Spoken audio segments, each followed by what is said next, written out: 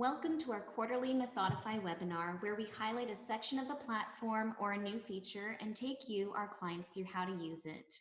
Please note that this session is being recorded and will be sent to everyone who registered for today's webinar. It will also be housed on Methodify support, which we're going to cover off later in the session. My name is Melissa Hugh, and my job is to make sure that all Methodify users are extracting as much value out of the platform as possible. And that includes making sure you all know how to use it, especially as we introduce new features and methods. These sessions are really meant to be quick training sessions, focusing us on a specific feature or method. But before we dive in, I think it's critical to take a step back and quickly remind everyone what Methodify is. At the core of the Methodify offering is the concept of automation, which we highly encourage the industry to leverage where it makes sense, just given that resources allocated to market research have been shrinking and time to insight has narrowed substantially. Methodify also stands for innovation, and this really is about our partnerships. We vet and bring interesting new tech-based approaches to acquiring research, always with the goal of integrating them onto the platform for our clients to access easily. On this slide, we've just highlighted 3, but there are several more partners we are formally engaged with or have on deck. As interesting as the tech-forward research offerings are, we're actually going to take a step back for the purpose of today's webinar and look at the new Crosstabs feature. In my time in this role, this is the feature that has been most requested in my conversations with clients. And having a background in more traditional approaches to market research, I can personally understand why. Crosstabs allow you to quickly see how comparable subgroups responded to your questions, and almost more importantly, give you a quick view into where statistically significant differences lie. So without further ado, let's get into the platform and explore the new Crosstabs feature.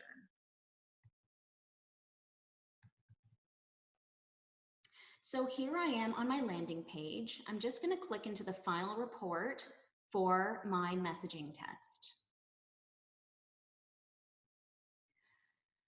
So first I should note that I'm actually on version 2 of the reporting site. I can toggle between this view and the legacy reporting view by clicking on this tab here. But for the purpose of today's webinar, I'm going to stay on version 2, which is where all the new reporting features, including Crosstabs, are being built out. In this particular study, all of the standard filters are showing gender, region, and age. And it's these variables that will be the default of what you're going to see in the first row of your Crosstabs. So first, I'm actually going to click on Expand All, just so I can easily demonstrate the Crosstabs feature to you. And as I scroll down, you're going to see that for every metric we've charted in the study, the default view is the bar chart. So I'm going to stop here on the relevance metric. And here, what we have charted is the top 2 box score for relevance for each of the 4 messages that were tested in this study. This default is the bar chart, and if you move over and hover over these icons, you're also able to look at this chart as a crosstab. And for all of your charts, you can apply a pie chart format where it makes sense. For this one, not so much, so let me click here on Crosstab. So as the relevance metric is showing top 2 box, that is how we decided to show this particular measure. The crosstab is actually a summary of all of the top 2 box scores, meaning it's how people rated box 4 and 5 for each of these messages within each of these different subgroups. So for example, 45% of respondents said that food message 1 was relevant to them. 45% also said that food message 2 was relevant for them. 48% said that food message 3 was relevant, and similarly, food message 4 was relevant for 48% of the total population within this study. Now, if I move across, I'm able to look at how the different subgroups rated each of the different messages on relevance. So among all the males in this study, 47% of the males said that food message 1 was relevant. 44% of females said that food message 1 was relevant, etc., etc. So next, I'm going to click on Settings, which is this icon right here. And this is the menu that allows me to apply different settings to the table that I'm looking at here. So first you'll see that the default on the crosstabs is to view both numbers and percentages. But I have the option as well to just view numbers or just view percentages. So my personal preference is just to look at the percentages, and that's what I'm going to click here. If I had any columns that were all zeros for any reason, I would be able to click here and suppress or hide any of those columns that are all zeros. Similarly, if I had rows that were all zeros, I would be able to suppress or hide those by clicking here. I'm able to apply significance testing to the table, which we're going to circle back to. I can transpose my table so that my columns become my rows and vice versa. And whatever I'm looking at, however I've set the settings to, I'm able to export this table into Excel. So I'm not going to do that right now. I'm going to circle back to significance testing. So I'm going to turn it on, and it automatically defaults to a 95% confidence interval, which is fairly standard across the industry. If I had a good reason to apply a 90% confidence interval, I would do that by clicking here. But for the purpose of today's session, I'm just going to go back and click on 95% and stick with that. I should also mention that significance testing is applied and performed on subgroups where the sample size is 30 or more. We don't have any issues with sample size within each of these subgroups, so that is not an issue. So first, I can show you that the letters have popped up since I clicked on significance testing, and that is really to show you where significant differences lie among comparable subgroups. So for males, it's denoted by an A, females is denoted by a B, and males and females are only comparable to each other. Similarly with region, these four groups are only comparable to each other and are denoted by C, D, E, and F. And similarly, we can find that with age, 18 to 34 versus 35 to 49 versus 50 to 69, denoted by G, H, and I respectively.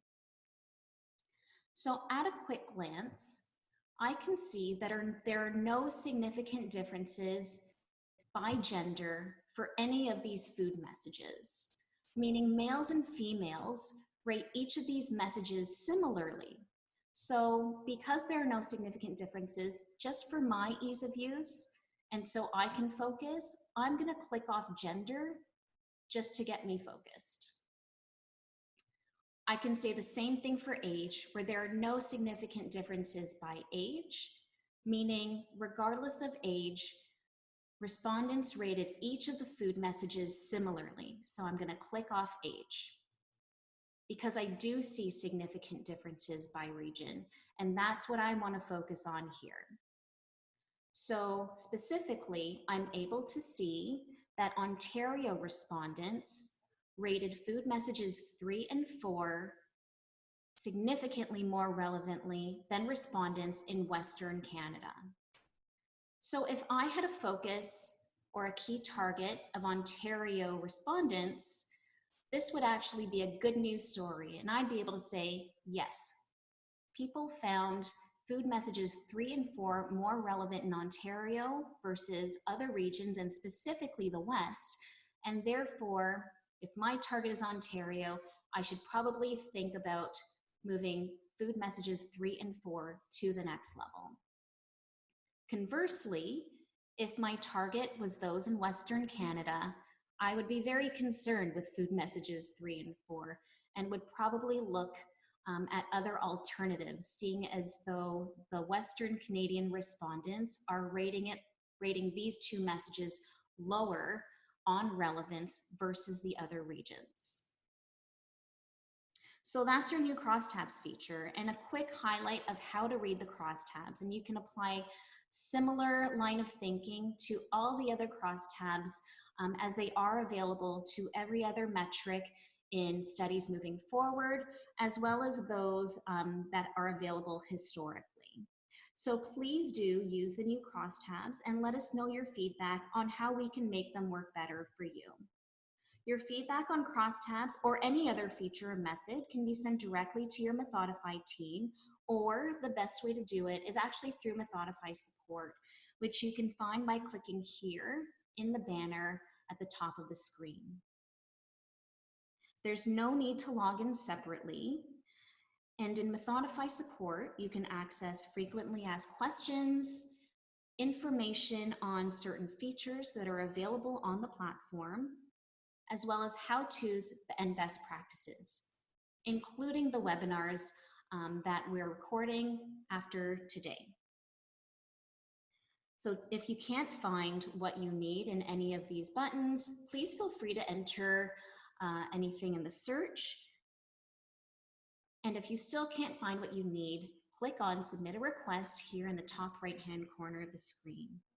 From here, you're going to be prompted to enter your email address, what the topic is about, and a description of what your question is, so the team can respond to you with a response, or if they're looking for more information on how to provide you with a response. So that is Methodify support.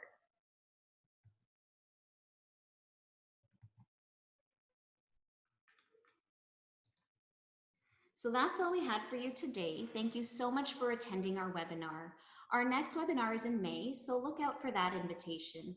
We'd love to hear your suggestions on topics you think we should cover, so send those along through Methodify support to myself directly or to your Methodify team. Thanks so much again, everyone, and enjoy the rest of your day.